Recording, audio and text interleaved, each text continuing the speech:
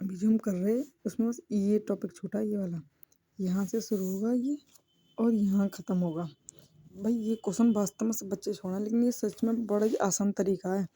बस एक बार अगर समझ में बैठ गया ना तो सबसे आसान, इससे आसान कुछ ना है। क्वेश्चन पढ़ने देखिएगा। चौथे वर्ष के अंत में एक निश्चित राशि पर चक्रवृद्धि ब्याज 625 है। 5वें वर्ष के अंत में चक्रवृद्धि ब्याज ज्ञात कीजिए।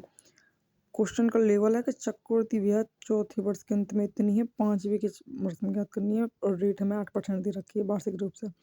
अच्छे अच्छे का दिमाग घूमेगा। मैं इसे समझाई जब वीडियो बंद हो गई तो मैंने कही कैसे बताऊंगी मैं, तो पहले ही वाला क्वेश्चन पढ़, लेकिन उसके लिए 25,600 रुपये की राशि 25% वार्षिक चक्रवृद्धि ब्याज पर निवेश की जाती है। चौथे वर्ष का चक्रवृद्धि ब्याज ज्ञात करना है हमें।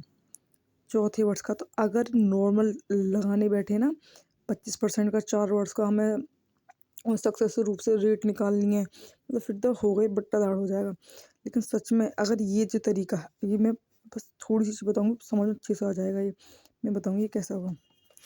ये ऐसे करके होता है ना, ये सर रेट दे रखे हम 25%, तो 25% रेट है, 25 को लिखेंगे 25 चौका 100, 1/4 हो गई। ठीक है, अब बस इसमें बस एक ही चीज़ याद रखनी है हमें कि अगर कोई चीज़ हमसे पूछी है तब देख क्या करना है। बहुत आसान सा तरीका बता रही हूँ। पहली बात, जो मैंने पूछेगा बस क्या, चक्रवृद्धि ब्याज से मैटर रहेगा हमारा सारा कुछ। ठीक है, तो बस क्या नोटिस करना, क्या करना है। जैसे ये हमसे पूछेगा 4 साल का CI क्या है। ठीक है, तो जो P है P लिख दी। फिर ये जो मैंने रेट बताई है ना, ये 25% बराबर 1/4, ये तो ये 1/4 लिख दी। ठीक है, फिर 4 में 1, 5/4, 5/4, 5/4 ये आ गया। ये कैसे, ये सब चीज़ कैसे आई है। या फिर जैसे 8% को हम क्या लिखे हैं, 2/25 लिखे हैं 8% को, तो 25 में 2 जोड़ दो, 27/25 ही क्यों करा, मैं बताऊँ ये सब चीज़ क्यों करी गई है। देख ऐसे करी गई है, बस छोटी सी चीज़ ध्यान से देखनी है। 25,600 रुपये की राशि 25% वार्षिक चक्रवृद्धि ब्याज पर निवेश की जाती है। चौथे वर्ष का चक्रवृद्धि ब्याज याद करना है। ठीक है, चौथे साल का याद करना है। ये जो P दे रखे हुए है ना हमें, या तो P दे रखी हो या किसी साल की दे रखी हो, कुछ भी हो मैटर हो, इन बातों से मतलब ना है। पहले साल का तो हमेशा जो रेट दे रखी है, जैसे हमने 25% डायरेक्ट लिखेंगे हम कि हमने 25% को कर 1/4 है, तो पहले साल की तो 1/4 ही देगी। उससे अगला साल मतलब दूसरा साल, ये दूसरे साल हो गया, ये पहला ही चल रहा है अब ये दूसरा हो गया, तो 4 में 1 जोड़ दे बस 5/4। अब बस ये 1/4 पहले साल की ये वो है, बस पहले साल वाली CI निकालेंगे तो बाकी अब ये दूसरे साल की हो गई। ये यहाँ से यहाँ तक तीसरे की है, अब ये 4 बार करिए तो ये चौथे की है, तो फोर्थ टाइम की CI 4 बार, ये ऐसे ही लिखनी है। अब बस हमें ये सॉल्व करनी है। जब हम इन्हें सॉल्व करेंगे तो ये वैल्यू तो आ ही जाएगी। मेरा मेन मकसद इस लाइन को समझाना है, ये कैसे आ गया। ये वाला क्वेश्चन देख, चौथे वर्ष के अंत में एक निश्चित राशि पर चक्रवृद्धि ब्याज इतना है। ये चौथे साल का चक्रवृद्धि ब्याज है जो हमने यहाँ लिखा है। ठीक है, 5वें वर्ष के अंत में चक्रवृद्धि ब्याज ज्ञात करनी है। कौन से में, 5वें वर्ष में। तो यदि ब्याज दर 8% है तो ब्याज दर है हमारी 8%। 8 को लिखेंगे हम 8/100, 4 दूनी 8, 25, तो आएगी 2/25। ठीक है, अब बस छोटी सी चीज़ ध्यान दी होगी, बहुत आसान तरीका है, वास्तव में समझ में बैठ जाए तो ये जो या तो देख P लिख रही तो पहले साल की 1/4 डायरेक्ट हम 2/25 लिखते, दूसरे की बस 2 जोड़ कर लिखते, तीसरे की वही चीज़ बस घूम फिर तो वही मल्टीप्लाई होती चली जानी। इसमें ये जो दे रखी है ना, बस जो भी दे रखी है तीसरे साल की, इससे कम साल की दे रखी है ना, चौथे साल की दे रखी है ये रही। 5वीं की निकालनी है तो 5वीं में तो जाहिर से तो जोड़ के करनी है, बस पहले साल की मैं सादा लिखे करें, जैसे सादा लिखते बस पहले साल की में, बाकी सब में जोड़ के लिखनी है। तो गुणा 27/25। चौथे साल की ऑलरेडी है तो बस एक ही बार तो गुणा करनी है, 5वीं निकालने के लिए बस 25 25 25 गुणा 27, 675 आ जाएगा। ये सच में बहुत आसान है। ये रहा, मूलधन को 1/4 से गुणा करने पर हमें पहले साल का CI प्राप्त होगा। उसके बाद 5/4, 4 में 1 जोड़ना, जब आवे 5/4 से गुणा करने पर दूसरे का। बिल्कुल सर ने क्लियर लिख रखी है ये लाइन, वास्तव में सबसे आसान तरीका है, बहुत बढ़िया। और फिर 5/4 से और फिर 5/4 से गुणा करने पर तीसरे और चौथे वर्ष का निकलेगा। ठीक है, ये पहला साल, ये दूसरा साल, ये तीसरा साल और यहाँ लास्ट चौथा साल। 5वें साल का निकलना हो 5/4 कर देगा। और देख, किसी राशि पर पहले वर्ष का चक्रवृद्धि ब्याज 6400 है, पहले साल का दे रखा है हमें 6400। ठीक है, यदि ब्याज दर 12.5 प्रति वर्ष है तो चौथे वर्ष का चक्रवृद्धि ब्याज निकलना है। पहले तो 12.5 को हम लिखे करें ये चीज़ हमें मुझवानी याद होनी चाहिए 1/8। तो ये दे रखा है ना पहली साल का, तो हमें निकालना दूसरी का। तो पहली साल में तो करते हम, पहली साल होती तो 1/8 लिखते अगर ये मूलधन होती तो, पर हमें पहली साल तो दे रखी है, दूसरी से करना तो 8 में 1 जोड़ना है, 9/8 दूसरी साल। एक और बार गुणा, तीसरी साल आ गई यहाँ तक। चौथी साल की टिकट नहीं तो एक और गुणा कर दो, चौथी साल। 5 ही पूछी थी तो 9/8 और कर दो एक बार, आ गया हमारा चौथे साल का CI। भाई मुझको सबसे बेहतरीन तरीका लगा ये सर ने पहले ही वैसे बताया, पर सर पहले बात बताते में भी ऐसा बताया करे पजल हो जाए करे। मैंने तेरे वाला जो बैच है उससे पढ़ा, ये आने लग गया समझ में। पर सर कोई मेथड ना था, पर सर ने इस बुक में ये काम बहुत बढ़िया एक सरल लैंग्वेज में लिखी है। क्योंकि पहले वर्ष का CI इतना है, इसीलिए 9/8 से गुणा करने पर दूसरे वर्ष का CI, फिर 9/8 और 9/8 से गुणा करने पर तीसरे और चौथे का ये का CI प्राप्त होता है। ठीक है, देखिए वाला क्वेश्चन, ये वाला किसी धनराशि का तीसरे वर्ष का चक्रवृद्धि ब्याज इतना है, ये तीसरे साल का दे रखा है हमें। यदि ब्याज दर 25% है तो पहले वर्ष का, भाई एक चीज़ नोटिस करनी है, इसमें तीसरे का दे रखा है, पूछा कौन सा है, पहले वर्ष का चक्रवृद्धि ब्याज पूछा है। बस क्या करना है इसमें हमें, 25% की वैल्यू क्या हो गया, 25 चौका 100, 1/4 हो गया ना। तो जाहिर सी बात है ये वाली जो चीज़ लिखी गई है ना, ये ऐसा लिखी गई है कि पहले वर्ष का CI, इसे हम ऐसे देख, पहले साल का CI मान ला X है, उसमें ये कह रहा है 3 वर्षों का, ये जो वैल्यू है 3 वर्षों वाली है। तो हम R की वैल्यू कितनी है हमारी, 25% के 1/4 लिखेंगे। पहले साल का इतना 5/4 गुणा 2 साल की हो गई, फिर पहले साल दे रखी है ना, दूसरे साल की, तीसरे साल की, और तीसरे साल की का वैल्यू दे रखा है 1 2 5 00। तो इसी चीज़ को ने ऐसा करके लिख दिया सर ने, बस डायरेक्ट 3 0 ऊपर मतलब ये गुणा ऐसा करके लिख दिए ऐसे, बस ये रहा, बस है तरीका जो टिकटॉक हुई। 25 पंजे 125, 4 चक 16, 16 पंजे 80, 80,000 आ गया हमारा। ठीक है, चाहे तो वैसे मैंने वीडियो में तो ये वाली चीज़ बताई दी है। ये देखिए, ये हमारा पहले साल का CI, दूसरे साल का निकाल लेंगे, इससे एक जोड़ गया, तीसरे साल का ये आ गया, तीसरे साल की बराबर रख दी, छोटी आगे बिल्कुल वही टिकटॉक। पहले साल का निकलवा रहा होता तो P लिखते, फिर P में गुणा करते हम 1/4 की, फिर दूसरे साल की हम 5/4 लिखते, तीसरे की में 5/4 लिखते। बहुत मतलब बहुत ठीक मेथड है, एक बार दिमाग में बैठ जाए एक बार। 4,000 की राशि 10% प्रतिवर्ष की दर से उधार दी जाती है, जिस पर ब्याज वार्षिक रूप से संयोजित होता है। दूसरे वर्ष और तीसरे वर्ष के चक्रवृद्धि ब्याज में अंतर। पहली चीज़ मेरी एक, ये अंतर वंतर पूछ रहा है, ये बात छोड़ो, मुझे ये बताओ 4,000 10% दे रखा, दूसरे वर्ष का निकाल सको CI, तीसरे वर्ष का CI निकाल सको। अगर ये निकालने आ रहा है तो बस आदमी बस घटाने तो ही है वो, तो वो वाली चीज़ है। ठीक है, मैंने ये लिख कर रखा है सॉल्व करके, ये रहा। P दे रखा है हमें 4,000, R दे रखी 10%, तो 1/10 हो गई। 2 साल का CI कैसे निकालेंगे हम, P की वैल्यू है क्योंकि तो 4,000, पहले साल का 1/10, दूसरे का 11/10 निकला है, दूसरे साल का CI ये निकालना चाहिए, तो फिर तो इसमें से ये घटाने तो ये। तीसरे साल का CI P, पहले साल का 1/10, दूसरे का 11/10, तीसरे का 11/10।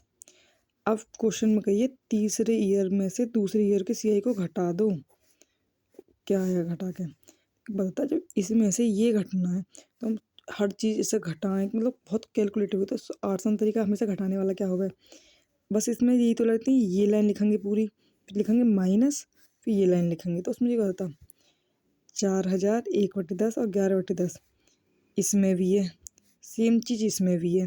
तो जब इसमें से इसे घटाओगे, माइनस करोगे यहाँ से यहाँ, तो ये चीज़ दोनों में, तो ये चीज़ बाहर आ गई। ये अब मैं सॉल्यूशन बता रही हूँ कि मतलब कैलकुलेशन, ये चीज़ दोनों में है, इसमें से ये घटना माइनस होना है, तो ये बाहर आ गई। यहाँ क्या बचेगी, पहली बात तो ये बाहर निकाला मैंने, तो 11/10 बची, माइनस चिन्ह लगाएंगे, फिर ये लिखेंगे, तो ये पूरी की पूरी भाई इतनी है, ये रही -1 आ गया।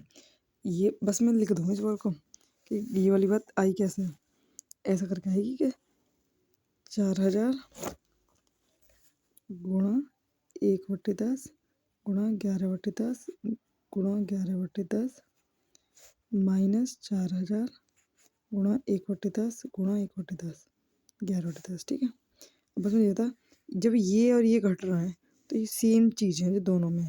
इसे बाहर निकाल के रखेंगे जब हम 4000 गुणा 1/10 गुणा 11/10, तो ऊपर क्या बची, ये तो बाहर आ गई 11/10 बची। नीचे क्या बची, नीचे कुछ भी ना, -1। बस वही चीज़ मैंने वैसा करके लिख दी है, ठीक है। तो अब ये काटनी है 4000 1/10 11/10, ये ऊपर चली जाएगी तो 11 - 10/10, ये मैंने 2 जीरो से काट दी। 40 गुणा 11, एक बच गया 11 में से 10 के, तो 1/10 10 से घट गई, 11 चौक 44 आंसर आ गया। और उसको बेहतरीन तरीका है ये वास्तव में, लिख भी रखा है सर ने। मूलधन को 1/10 से गुणा करने पर हमें पहले साल की बस ये है, पहले साल का हमेशा 1/10 ही रहेगा। उसके बाद के जितने भी होंगे 10 + 1 11/10 की गुणा करनी है। फिर उसके बाद 11/10 से गुणा करने पर दूसरे वर्ष का CI, और फिर 1/10 से गुणा करने पर तीसरे वर्ष दूसरे वर्ष का अंतर। मतलब ये वाली बात सुन लिखी ना, ये डायरेक्ट मैंने घटाने वाली बताई, उससे कर लो, है ना। अब ये रहा 18,000 की एक राशि 10% वार्षिक चक्रवृद्धि ब्याज पर उधार दी जाती है, जो वार्षिक रूप से संयोजित होती है। तो तीसरे वर्ष और चौथे वर्ष कहा था, चल तो ये बोलता दूसरे और तीसरे वर्ष की, तो तू निकाल सके इस वाली चीज़ को, क्या दूसरे में हमारे 21 है, तीसरे में 33.1 है, तो उनका अंतर निकाल लूँगा मैं डायरेक्ट, तो आ ही जाएगा ऐसा करके। लेकिन अब तीसरे और चौथे की बात आ गई, चौथे और पाँचवीं की पूछने लग जाए, फिर कैसे करेंगे, पूछी भी जा रही है आजकल कैलकुलेटिव चीज़। तो चौथे से तीसरे की घटाना है इस बार, देखना है चीज़, है ना। पी दे रखा है मैं 18,000 और आर दे रखा 10%। तीसरे साल का CI निकालना पहले हमें, तो जब पी दे रखा हो तो पहले साल का 1/10, दूसरे साल का 11/10, तीसरे साल की में 11/10 से गुणा करनी है। अब हमें करना है चौथे साल का CI निकालना है, तो वही है 3 साल तक तो डिक्टो ऐसे लिखा जाएगा, चौथे साल की में 11/10 की गुणा करनी है बस। इसमें से ये घटना है जो मैंने सेम ऊपर चीज़ करके दिखाई नहीं वाली, बिल्कुल ऐसे लिखी जाए घटना है। बस इतनी मुझे मन में इतनी समझ में आ जा रहा है कि अब हमें इतनी चीज़ इसमें भी है और इसमें भी है, और जो सेम मैंने यहाँ बताई है ना कि जो सेम है घटना है, तो ये बाहर आ गई, ये अंदर बची, फिर जो बची ऐसे सेम ऐसे ही इतने में से ये घटेगा, तो ये वाला बड़ी वाली में से घटेगा। बड़े वाले में क्या बचेगा, 11/10 बचेगा कोष्टक के अंदर, और यहाँ पर माइनस करके क्या बचेगा, पूरे में से कुछ भी ना, 18,000 गुणा 11 में 11 121, नीचे 1,000 गुणा 11 - 10/10, 3 जीरो से 3 जीरो कट गई, 18 गुणा 121, और ये 1/10, ये गुणा करके आ जाएगा 217.8, ठीक है। ऊपर ऊपर गुणा 2,178 आएगी, और जीरो लगा दी पॉइंट की, ठीक है। अब हमारा ये वाला सवाल पीछे भी देखा होगा, उसमें पीछे ऐसा, पीछे ना उससे पहले ये वाला बचा, अभी ये वाला बचा क्वेश्चन। यदि किसी निश्चित राशि पर तीसरे वर्ष में 8% प्रतिवर्ष की दर से चक्रवृद्धि ब्याज तीसरे साल का दे रखा है सर, तो चौथे और पाँचवें वर्ष में चक्रवृद्धि ब्याज के बीच क्या अंतर है। चौथे और पाँचवें का अंतर पूछा, पर पहले चौथा और पाँचवा निकाला तो सही, कैसे निकलेगा वो निकालना आना चाहिए। तो देख, रेट है 8%, 8% को कैसे लिखेंगे, क्योंकि इसमें लिखना जरूरी है ना, 8/100, तो 4 दूनी 8, 2500 का 100, वो 2/25। पहली चीज़, तीसरे साल का CI हमें पता है कितना है, इनका अंतर पूछ रहा, तो पहले इनको निकालो तो सही है कितनी। तो चौथे साल का CI क्या है, कुछ भी ना, तीसरे साल के CI में 25 में 2 जोड़ के 27/25 गुणा कर दो बस। पहले साल के CI में ही 2/25 कर दे गुणा में, बाकी में तो जो जुड़ेगा उसकी गुणा होनी है 25 और 2 27/25, ठीक है। पाँचवें में तो ये पहले का है भी, सॉरी ये चौथी का है, कि तीसरी का तो ये चौथी का ये हो गया, पाँचवीं का ये हो गया, एक बार गुणा, ठीक है। अब इसमें से ये घटाना है हमें, क्योंकि बोलिए क्वेश्चन में बोलिए ना, चौथे और पाँचवें वर्ष के चक्रवृद्धि ब्याज का अंतर क्या है, तो पाँचवें में से चौथा घटाना CI। अब फिर दोबारा से इसमें से ये घटाना है, तो आता ये चीज़ दोनों में, तो इसमें से जब ये घटाएंगे तो ये बाहर ले लेंगे हम, बची क्या है ये अंदर, मतलब इसमें इस वाले में से ये बची, माइनस का चिन्ह लगाया जो घटना है, यहाँ पे कुछ ना तो -1, 3600 27/25। अब ये वाली बात है कि 25 से कम 25, तो 27 - 25/25। अब हमारा आ जाएगा 25 से काटेंगे हम इसे, 5 से काट ला आसानी से, तब जल्दी से कैलकुलेशन पे 25, क्योंकि 25 से काटो, सोचो कितना बचा, फिर दिमाग लगाओ, तो जल्दी से 5 से कट जाएगा ना, 25, 5 5 सत्ते 35, 5 दूनी 10, जीरो, 5 दूनी 10 जीरो। अब बचा ये कि फिर दोबारा से 5 से काटना, तो 5 एकम 5, 2 5 चौक 20, 5 चौक 20, ठीक है। अब ये बचा 144 गुणा 27 ये रहा, और गुणा मैंने नहीं पता है 8 क्यों करी है ये, जैसे नीचे खाली 25 बची, तो वो ये ऊपर ऊपर ही गुणा कर लो, आसान कर लो। भाग में कोई चीज़ रहे तो परेशान करा, 5 वास्ते है ना जो कटाई मैंने 4 के ऊपर नीचे गुणा कर लिया, 25 चौका 100 हो गया, 4 दूनी 8 हो गया। तो इनकी मल्टीप्लाई फिर भी हो जाएगी, भाग में लगता तो भाग में तो 2 बाद 0 लगानी है बस, ठीक है। ऐसा हो गया। ये जो मैंने तरीका बताया ये ख़त्म हो गई। अभी हमारा नेक्स्ट टाइप है, बस वो पीछे मैं बता दूंगी। ये है कि जोसेफ ने अपनी 15 और 16 वर्ष की 2 बेटियों के नाम बैंक में कुल 52,500 इस तरह जमा किए कि 18 वर्ष की होने पर उन्हें बराबर रकम मिले। यदि बैंक 10% वार्षिक चक्रवृद्धि ब्याज देता है तो जोसेफ ने अपनी छोटी बेटी के नाम कितना किया। एक चीज़ याद रखनी है बस हमें, बराबर रकम मिले मतलब, रकम मिले का मतलब है, बराबर रकम मिले का मतलब है हमारी रेट वो ना ब्याज की बात ना कर रही। जो हमारा मिश्र धन मिलेगा वो बराबर मिलेगा, 15 साल की वाली को भी 16 साल वाली को भी, 18 वर्ष की उम्र तक ही रखना। तो इसे मिलेगा 3 साल तक, पैसे मतलब जो भी है इसके 2 साल तक जमा रहेंगे। 10% के रेट से इतने रुपए को 2 हिस्से में बांटना है हमें। पता है ये सेम सवाल क्या कौन सा टाइप का है, ये हमारा SI।